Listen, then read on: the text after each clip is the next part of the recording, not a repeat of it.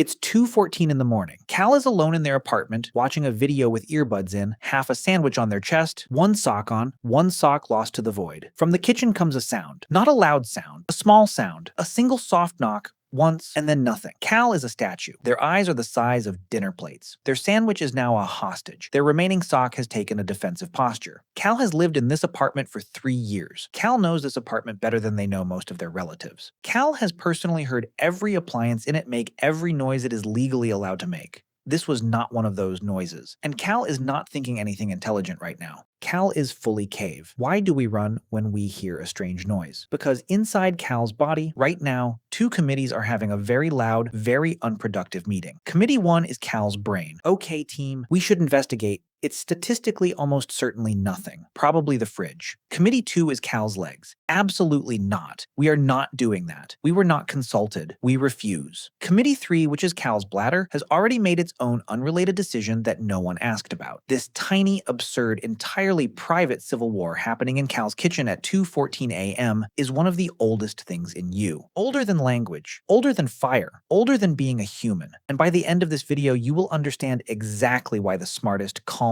most Ivy League educated version of you will still freeze at a bump in the night like a possum whose Wi-Fi just cut out. Let's talk about the ways we react. There is statue mode. This is where every muscle in your body signs a legally binding contract to become furniture. If someone walked in right now, you would try to convince them you are a coat rack. There is fake casual mode. This is where you pretend you didn't hear anything. Take one more bite of your sandwich and secretly start chewing at half the normal speed because chewing loudly, apparently, will alert the bear. There is the bargain. This is where you offer God, the universe, or the ghost personally 1 full year of your Netflix subscription in exchange for it just being the pipes. There is weaponize whatever's nearest. Your bedroom slipper is now a broadsword. Your remote is a mace. You are prepared to defend your life with a partially charged AirPod case. And there is investigate while announcing. You know this one. Hello, it's me. I'm going to the kitchen now. I have a phone with Wi-Fi. And I know jujitsu. You do not know jujitsu, but whatever is in the kitchen doesn't know that. And you are hoping they respect your commitment to the bit. Cal, meanwhile, has moved. Cal is now walking toward the kitchen the way an astronaut walks on a spacewalk. Every step is a formal negotiation with the floor. Cal has armed themselves with the closest available weapon, which is a phone charger. This is because in a genuine emergency, Cal's brain looked around the room and went, yes, wire. Wire is what we want. Cal is holding it out in front of them like it's a lightsaber. Cal reaches the kitchen doorway and does the thing every horror movie has warned them not to do. They slowly peek. The kitchen is empty. The fridge hums. On the counter, a magnetic clip that has been holding a bag of chips since Tuesday has finally given up its life's work and fallen onto the wooden cutting board. Knock. That was the sound. That was the entire enemy. Cal exhales. Cal laughs at themselves. Cal picks up the clip. Cal returns to the couch. The sandwich is now cold. The remaining sock has vanished into the couch cushions forever and shall never be seen again. Cal, however, is fine. Except Cal is not fine, because Cal's heart is still going 110 beats a minute. Here's the thing about that moment in the kitchen. Cal's body reacted before Cal knew what they were reacting to. Not by minutes, by the smallest slice of a second. Fast enough that Cal's heart was already accelerating. Cal's muscles were already tightening. Cal's pupils were already dilating. Before Cal had a clear, conscious idea in language of what the sound even was. Think about what that means. There is a version of you that hears the noise, drops the sandwich, and floods your bloodstream with battle chemistry. And then, a beat later, a different version of you. The reasonable one. The one that thinks in full sentences, the one that has a LinkedIn, walks into the room and finds the body already at DEFCON 1. Cortisol pumped, pupils blown wide, legs preloaded like a slingshot. The you that reads books did not decide any of this. The you that reads books arrived to work late and found the office already on fire. Somebody else made the call. That somebody is a set of very old, very fast alarm systems in your brain.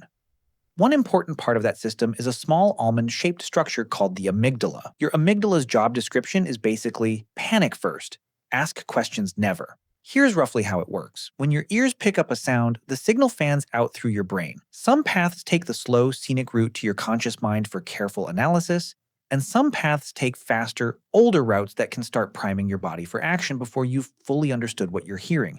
You don't have to know it's a threat, you just have to know it's unresolved, something that doesn't fit the pattern of your normal room. The old machinery does not need much information. Its entire personality is, I don't know what it is, but I don't like it. By the time your conscious mind finishes processing that the noise was a chip clip, your body has already sprinted 3 imaginary miles. This is not a bug. This is the feature. We'll get to why in a minute. And once you see it, you will never hear a strange noise the same way again. Cal, back on the couch, now knows it was a chip clip. Cal's amygdala does not care. Cal's amygdala is still standing at the door with the metaphorical broadsword going, yes, fine. This time it was a clip, but next time. You cannot fire your amygdala. You cannot HR your amygdala. You cannot even reason with it, because it does not speak language, it speaks vibes, and its main vibe is, we should probably be sprinting. You are stuck with it for life, and it turns out the reason you're stuck with it is the same reason you're alive at all. Here's the thing. Imagine 2 of your ancestors, somewhere out in the deep past, sitting in the dark. Firelight in one direction, nothing in every other. A sound comes from the nothing. Something small, something wrong. Ancestor A hears it and thinks about it. Weighs the odds.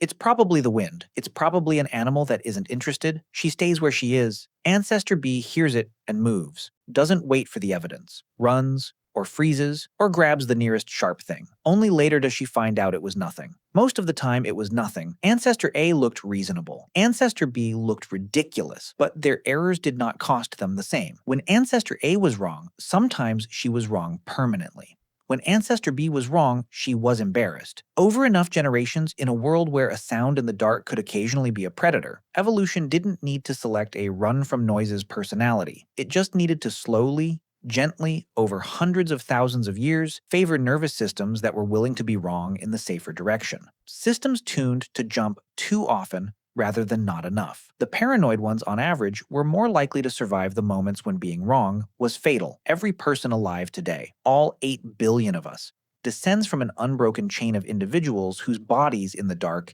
tended to overreact rather than underreact. Not one lineage, not one clan, every single one of us. You are the great-great-great-great-great-great-great-great-great-grandchild of the ones whose stomachs dropped at a rustle in the grass and got up and moved, the ones whose stomachs didn't drop, the ones who reasoned patiently in the dark once too often. Some of them didn't make it into anyone's family tree. They are not in this video. They are not in you. The chill down Cal's neck at 2:14 in the morning is not a personality flaw. It is a family heirloom. Your legs are older than your language. Your alarm systems are older than your species. The reason you cannot rationalize your way out of that jolt of adrenaline when a door slams behind you, the reason a creak on the stairs will still shoot you into orbit even when you live alone and you know it's the house, is because your body is running software that was written before there was writing. Every false alarm you have ever had, every time you laughed at yourself for jumping, is a small silent tribute to the ones who didn't get to be wrong. So the next time you're alone at 2:14 in the morning and you hear a small strange sound and your body freezes without asking you first, that fear is not weakness. That fear is a receipt. Cal on the couch is not fine, but Cal is here, which means somewhere in the deep dark of the past, someone Cal will never meet, whose name has been dust for 40,000 years, heard a small strange sound and did not stay to investigate.